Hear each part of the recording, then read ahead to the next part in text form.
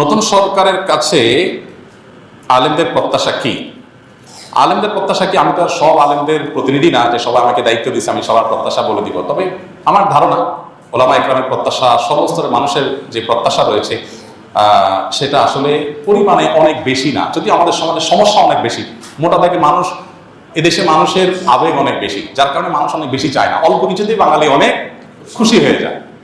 আর কিচ্ছু না করে যদি শুধুমাত্র এদেশে দুর্নীতিটা দূর করে ফেলতে পারে কেউ, তাহলে আমার মনে হয় এদেশে মানুষের আর অন্য কোনো বিষয়ে দুঃখ খুব একটা থাকবে না। যদি দুর্নীতি মুক্ত সমাজে কোথাও কোনো টাকা লাগবে না, মামু খালু লাগবে না, হাই হ্যালো লাগবে না, সবার জন্য একরকম নিয়ম থাকবে, এটা যদি করা যায়, অর্থাৎ অবিচার, বৈষম্য, জুলুম, চাঁদাবাজি, ঘুষ, এগুলোকে যদি জাদুঘরে পাঠিয়ে দেওয়া যায়, এগুলো যদি করতে দেওয়া না হয়, জিরো টলারেন্সে যাওয়া হয়, এটা যদি প্রতিষ্ঠা করা যায়, আমার মনে হয় এই সরকারের কাছে, নতুন সরকারের কাছে মানুষের এর চাইতে আরো অনেক ডিমান্ড আছে, কিন্তু এর চাইতে বড় ডিমান্ড আমার মনে হয় আরেকটা নাই। দেখুন, আমি প্রায় সময় বলি 50 বছরের বেশি সময় হয়ে গেছে আমরা দেশটাকে স্বাধীন করেছি, আমাদের বাবারা চাচারা স্বাধীন করেছেন। তো 50 বছরের বেশি হওয়ার পরও এই দেশে এতগুলো সরকার আসছে গেছে, কোন সরকার এদেশের মানুষের খাবার, মুখের খাবার এবং পানীয়টাকে নিরাপদ করতে পারে নাই। পৃথিবীর বিভিন্ন দেশে আপনারা যাবেন, যারা বিভিন্ন দেশে গেছেন, আপনি পানি পান করবেন, পানি পানের যে ব্যবস্থাপনা একটা রাষ্ট্রে সব জায়গায় আছে, 100% সেফ, নিশ্চিন্তে আপনি পানি পান করতে পারবেন। আমরা যখন বাইরে যাই, আমাদের দেশে দোকানে গেলে, মুদি দোকানে গেলে একটা কেকের প্যাকেট, একটা বনের প্যাকেট বা একটা আপনার ফাস্টফুড আইটেম, এটা মুখে দিতে আমরা 10 বার চিন্তা করি। আর রাস্তার পাশে যে সমস্ত চটপটি বানায়, এটা বানায়, এগুলো খাইতে আমাদের 10 বার চিন্তা হয় যে না জানে কি দিয়ে রাখছে, না জানে কিভাবে তৈরি করছে, তাই না? নিরাপদ খাদ্য, নিরাপদ পানি, এটুকু মানে শুধু একটু পানি পান করবে মানুষ, এইটুকু নিরাপদ 50 বছরে কোনো সরকার করতে পারে নাই। কিন্তু আপনি বাহিরে যাবেন, অবাক হয়ে যাবেন, থাইল্যান্ডের রাস্তা রাস্তা যে আপনার স্ট্রিট ফুড আছে, 100% টেনশন মুক্ত ভাবে আপনি খেতে পারবেন, কোনো টেনশন নাই যে এগুলো অন্তত হেলদি। হালাল হারাম এর ব্যাপার আছে, সেটা ভিন্ন বিষয়, কিন্তু একেবারে টেনশন মুক্ত হেলদি, অর্থাৎ এটা তারা নিশ্চিত করছে কেউ কোনোভাবে এগুলোতে কোনো অন্যায় করতে পারে না। আর আমাদের এখানে পুলিশে কিছু টাকা দিয়ে দিতে পারলে সব হালাল, আর পুলিশের টাকা না দিলে হালাল জিনিসও কি হারাম হয়ে যায়, দৌড়ের উপরে থাকা লাগে। তো এই পরিস্থিতির অবসান হওয়া দরকার। 50 বছরের বেশি হয়ে গেলেও আমাদের পরে যারা স্বাধীন হয়েছে সে সমস্ত দেশে আমাদেরকে চাকর হিসাবে নেওয়ার জন্য আমাদের মন্ত্রীরা গিয়া ধর্ণা দিয়ে বসে থাকা লাগে যে আমাদের দেশে কিছু চাকর হিসাবে নেন, অন্তত ভিসা দেন। এটা আমাদের জন্য লজ্জা। এই ব্যর্থতা এদেশের সাধারণ মানুষের না, এই ব্যর্থতা এদেশের রাজনীতিবিদদের, এই ব্যর্থতা এদেশের যারাই যখন সরকারে আসছে তাদের, যত সরকার আসছে, আমি নির্দিষ্ট কারো করে বলছি না, এই ব্যর্থতা তাদের সবার। আমাদের অনেক সীমাবদ্ধতা আছে, খনিজ সম্পদ নাই, অনেক কিছু নেই, আমরা জানি, কিন্তু এদেশের মানুষের মধ্যে প্রচন্ড কর্মস্পৃহা আছে। আমি 10 বছর প্রবাসে ছিলাম, আমি জানি, আমি কাছে থেকে দেখেছি অন্য অনেক দেশে মানুষের চাইতে বাংলাদেশি প্রবাসীরা কাজের প্রতি অনেক বেশি আন্তরিক। এবং মিডিল ইস্টে আপনি সৌদি আরবে, দুবাইতে দেখবেন যে কফিলরা, মালিকরা বাঙালি লোককে বেশি খোঁজে, কারণ বাঙালি কাজের ব্যাপারে খুব সিরিয়াস, তারা খুব পরিশ্রমী হয় অন্য দেশের তুলনায়। তো এদেশের মানুষকে সঠিকভাবে গাইড করে এদেশে আরো অনেক উন্নতি করা যেত। আমি একটা কথা প্রায় সময় বলি, জানি না এটা কতটা সবাই একমত হবেন, সেটা হলো যে এই দেশে যতটা উন্নতি হয়েছে আমাদের, ততটা উন্নতির পেছনে সাধারণ মানুষের অবদান আছে। প্রবাসীদের রেমিটেন্স আছে, ব্যবসায়ীদের ব্যবসায়িক উদ্যোগ আছে, গার্মেন্টস সেক্টর অবদান আছে, সাধারণ মানুষের অবদান আছে। সরকারগুলোর আসলে সেখানে উল্লেখযোগ্য, ছোটখাটো তো আছেই, উল্লেখযোগ্য কোনো ম্যাসিভ লেভেলের অবদান সরকারের কোনো সরকারেরই, বরং দুর্নীতির মাধ্যমে, অপশাসনের মাধ্যমে আমরা যতটুকু পিছিয়ে আছি, এগুলো সবগুলো ভাগে যোগে সব সরকারই কম বেশি করছে, সোজা কথা। অতএব নতুন সরকারে যারা আসছে, আমার মনে হয় তাদের মধ্যে যে ডিমান্ডগুলো আছে, ভিতরে 1 নম্বর হলো সংখ্যালঘুদের নিরাপত্তার ব্যাপারে এই দেশে মানুষ খুব কনসার্ন। আশেপাশের অন্যান্য দেশের তুলনায় আমাদের দেশে সংখ্যালঘু নির্যাতন তাদের তুলনায় অনেক কম হয় আলহামদুলিল্লাহ, কিন্তু সেটাকে আরো আমরা কমে আনতে চাই, আনা উচিত আমাদের। সে ব্যাপারে সচেষ্ট থাকার পাশাপাশি এদেশের সংখ্যা, যেই ধর্মের মানুষ সবচেয়ে বেশি মুসলমান, তাদের চিন্তা চেতনা, তাদের বিশ্বাস, ধ্যান ধারণা যেন সরকারের সিদ্ধান্ত, তাদের কথায় কাজে যেন প্রতিফলিত হয়। এদেশের মানুষ কথায় কথায় বিসমিল্লাহ বলে, কথায় কথায় আল্লাহর নাম বলে। এখন এদেশের শাসন যারা করবেন তাদের মুখে যদি সেগুলো না আসে, তাহলে সেটা কখনো জনগণের আশা আকাঙ্ক্ষার প্রতিফলন হতে পারে না। অতএব প্রথমত তাদের কাছে আমাদের চাওয়া হলো, আলেম সমাজ বা আমার একজন আলেম হিসাবে আমার চাওয়া হলো যে সংখ্যালঘুদের নিরাপত্তার ব্যাপারে আলহামদুলিল্লাহ এদেশের মানুষ খুবই দায়িত্বশীল, সহাবস্থানে বিশ্বাসী। দেশে দাঙ্গা বলতে যেটা বোঝায় ধর্মীয় দাঙ্গা, আশেপাশে সব দেশে হলেও এই দেশে আলহামদুলিল্লাহ কখনো উল্লেখযোগ্য সেরকম কোনো দাঙ্গা হয়নি। ছোটখাটো যে ঘটনাগুলো করছে সেগুলো কমাতে হবে, সচেষ্ট থাকতে হবে। তার পাশাপাশি সংখ্যাগরিষ্ঠ মানুষ যে মুসলমানরা আছে, তাদের চিন্তা চেতনা, তাদের আদর্শ, বিশ্বাস, এটার প্রতিফলন যেন সরকারের সকল কাজে কর্মে পদক্ষেপে হয়, এ ব্যাপারে তাদেরকে সতর্ক থাকতে হবে। দ্বিতীয়ত যে প্রত্যাশা তাদের কাছে, সেটা হলো জুলুম, চাঁদাবাজি, পেশি শক্তির যে অপব্যবহার, এটার কারণে যে আমরা অতিষ্ঠ, সেই বিষয়টাকে তারা যেন দূর করতে পারে। ধরুন আমাদের সমাজে এই যে জুলুম, চাঁদাবাজি, এগুলোর কারণে কি হয় আপনারা সবাই জানেন। একটা সবজি উৎপাদন করে যে গ্রামের কৃষক, ওই বেচারা সেটার যে দাম পায়, শহরে আসার পর সেটা যে বিক্রি হয়, এখানে গ্যাপ বা ব্যবধানটা আকাশ আর পাতাল। কৃষক হয়তো কেজি 2 টাকা, 3 টাকা, 5 টাকা পাচ্ছে, আর ঢাকা এসে সেটা বিক্রি হচ্ছে 40 টাকা, 50 টাকা, 60 টাকা।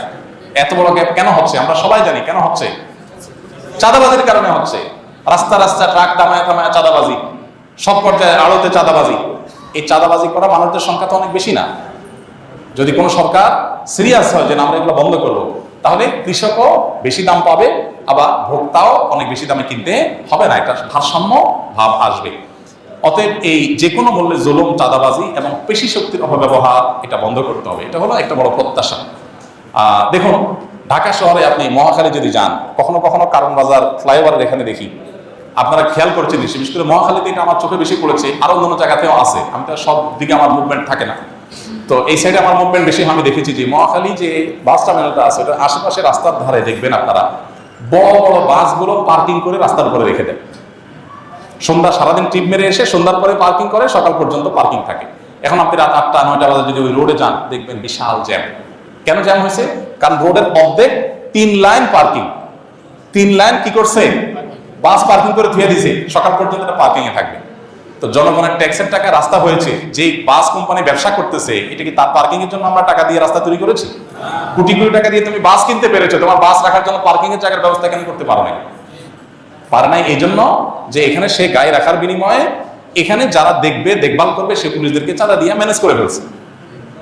কত টিভিতে এটা নিয়ে নিউজ হয়েছে, কিন্তু এটার কোনো অবসান হয় নাই। সিএনজি আলাদেরকে দেখবেন যে মান্থি কে না জানে, এগুলো ওপেন সিক্রেট। মান্থি জানেন না আপনারা? যে মাসে মাসে চাঁদা দেয় পুলিশ অফিসারকে, তার কার্ড থাকে, যে কোনো জায়গায় দেখলে ছেড়ে দেয়। মানে জুলুম, চাঁদাবাজি এগুলো এত খুল্লম খোলা হয়ে গেছে যে এটা সমাজের রন্ধ্র হয়ে গেছে। অতএব আমার মনে হয় অন্যান্য মানুষের মতো আলেমদের প্রত্যাশা হলো যে জুলুম, চাঁদাবাজি এবং পেশি শক্তির ব্যবহার বন্ধ করা। প্রত্যাশা হলো দুর্নীতির ব্যাপারে জিরো টলারেন্সে যাওয়া। কোনো অফিসে, আদালতে, কোথাও যে মানুষের যাতে পেরেশানি পোহাতে না হয়, যে মামু খালো ছাড়া কিছু হবে না, হাই হ্যালো ছাড়া কিছু হবে না, এরকম যেন না হয়। সবার জন্য যাতে সমান সুবিধা থাকে। আমাদের দেশটা অনেক গরিব, অনেক দিক থেকে আমরা পিছিয়ে আছি, নিশ্চয়ই আমরা জানি সেটা, কিন্তু যেটুকু হবে সবার জন্য সমান হোক। কারণ মামু খালু আছে তার জন্য সব হবে, আর যার মামু খালু নাই, হাই হ্যালো নাই, টাকা পয়সা নাই, তার জন্য কিছুই হবে না, এটা যেন না হোক, এটাই হলো প্রত্যাশা। আর সর্বশেষ বিষয় হলো যে বিশেষভাবে নিরাপদ খাদ্য, নিরাপদ পানীয়, যেটার কথা আমি বলছিলাম, নিরাপদ ঔষধ, নিরাপদ খাদ্য, নিরাপদ পানীয়, নিরাপদ ঔষধ, এই তিনটাতে নিশ্চিত করা। দেখুন যে ঔষধের মাধ্যমে মানুষ বেঁচে থাকবে, ট্রিটমেন্ট করবে, আমি নিজেও জানতাম না এক সময় যে ঔষধের ক্ষেত্রে এত 2 নম্বরই হয়, যে নকল ওষুধ নাকি হয়। তাহলে একটা মানুষ যে ওষুধ খেয়েছে সুস্থ হবে, উল্টা ওই ওষুধ খেয়ে সে আর মরে যাচ্ছে। বাংলাদেশের বহু গ্রামে, আমি আমার গ্রামের কথা বলি, আমার গ্রামে, লক্ষ্মীপুরের আমার গ্রামে, শুধু আমাদের বাড়িতে 8 জন মানুষ ক্যান্সারে মারা গেছে। আমার বাবা নিজে ক্যান্সারে মারা গেছে, আমার হাতের উপর দিয়ে চটপট করতে করতে। আমার চাচারা কয়েকজন মারা গেছে, চাচাতো ভাইরা কয়েকজন মারা গেছে। কেন? খবর নিলাম যে পানি যেটা খায় পুরো গ্রামের মানুষ, এটা ক্যান্সারের কারণ। আর্সেনিক আছে, আরো অন্য বিষয় আছে, যেগুলোর কারণে এখান থেকে ক্যান্সার হয়ে যাচ্ছে। সাতক্ষীরার একটা গ্রামের মানুষকে নিয়ে দৈনিক পত্রপত্রিকা নিউজ হয়েছে যে একটা গ্রামে মানুষ মরে, অনেক মানুষ মারা গেছে শুধুমাত্র পানি বিশুদ্ধ না থাকার কারণে, পানিবাহিত অসুবিধার কারণে। আমার নিজের বাসায় এই যে কয়দিন আগে পরপর 3 জন জন্ডিসে আক্রান্ত হয়ে চরম অবস্থা হয়ে গেছে, মরণাপন্ন অবস্থা হয়ে গেছে। পরে চেক করে দেখা গেল সমস্যা পানিতে। তো খাদ্যে ভেজাল, এটার কারণে কিডনি শেষ হয়ে যাচ্ছে। আমাকে এক ডাক্তার বলেছেন যে বাংলাদেশের যতগুলো ডায়ালাসিস মেশিন আছে হসপিটালগুলোতে, এগুলোর একটা তো আপনি দেখবেন স্লট খালি নেই। এত পরিমাণ কিডনি রোগী হয়েছে এদেশে যে একটা তো কি নাই, স্লট খালি নাই। অসাধু ব্যবসায়ীরা খাদ্যের মধ্যে ভেজাল দিয়ে দিয়ে আমাদের কিডনি শেষ করে ফেলতেছে। ক্যান্সার রোগী ঘরে ঘরে হচ্ছে। হার্টের রোগী এত বেশি যে হার্টের অসুবিধার কারণে, হার্ট অ্যাটাকের কারণে মানুষের মৃত্যু বরণটা এখন ডাইভার্ট হয়ে গেছে।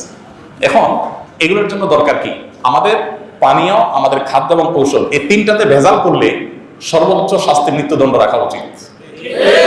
কারণ আপনি এগুলোতে ভেজাল দিয়া মানুষকে মৃত্যুর মুখে ঠেলে দিচ্ছে, এটা মানুষ হত্যার কাজই করতেছেন। অতএব এবারে সর্বোচ্চ টলারেন্স রাখা উচিত, কোনো চেহারা না দেখে। যে মানুষের খাদ্যে ভেজাল দিলে, আমরা দেখি ভেজাল বিরোধী অভিযান হয়, ম্যাজিস্ট্রেট যা, এটা হয় সেটা হয়, আরে রং মিশাই দিয়ে আমাকে শেষ করে ফেলতেছে, আমার কিডনি শেষ, ড্যামেজ হয়ে যাচ্ছে, আমার হার্ট শেষ হয়ে যাচ্ছে, ক্যান্সার হয়ে যাচ্ছে। আর জরিমানা করতেছে 50,000। আর 50,000 টাকা তার জন্য কোনো ব্যাপার নাকি? এই জন্য আইনের পরিবর্তন হওয়া দরকার। ম্যাজিস্ট্রেট তো আর কিছু করার নাই, তিনি তো আইন আলোকেই কাজ করছেন। আইনের পরিবর্তন হওয়া দরকার। নিরাপদ খাদ্য, নিরাপদ পানীয়, নিরাপদ ঔষধ এটা নিশ্চিত করতে হবে যদি আমাদের বাঁচতে হয়। এত রোগী আমাদের দেশের, কোটি কোটি টাকা প্রতি বছর আপনারা পত্রপত্রিকা দেখেন, ইন্ডিয়াতে যায় ঢেলে আসে, থাইল্যান্ডে যায় ঢেলে আসতে হয়। কেন? কারণ এদেশের চিকিৎসা ব্যবস্থা সেরকম উন্নত হয় না। চিকিৎসা ব্যবস্থা এদেশে কি হয়েছে আমাকে বলেন?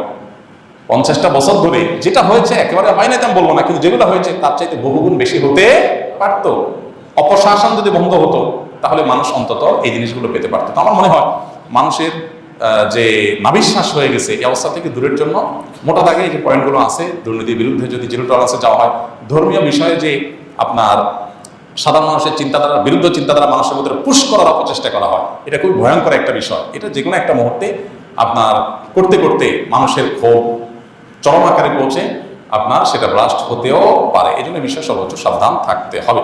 সেই সাথে জুলুম চাঁদাবাজি বন্ধ করা, দুর্নীতির ভিতরে জিরো যাওয়া, নিরাপদ খাদ্য, ওষুধ এবং পানির ব্যবস্থা করা। আল্লাহ তাআলা আমাদের যারা দায়িত্ব নিয়েছে নতুন করে তাদেরকে আল্লাহ তাআলা সেই শক্তি সামর্থ্য দান করুন। তারা যদি ফেল হয়ে যান তাহলে দেশে মানুষের যাওয়ার আর কোনো জায়গা হয়তো থাকবে না। আবার ঘুরে ফিরে আগের যে গড্ডালিকা আছে ওইটা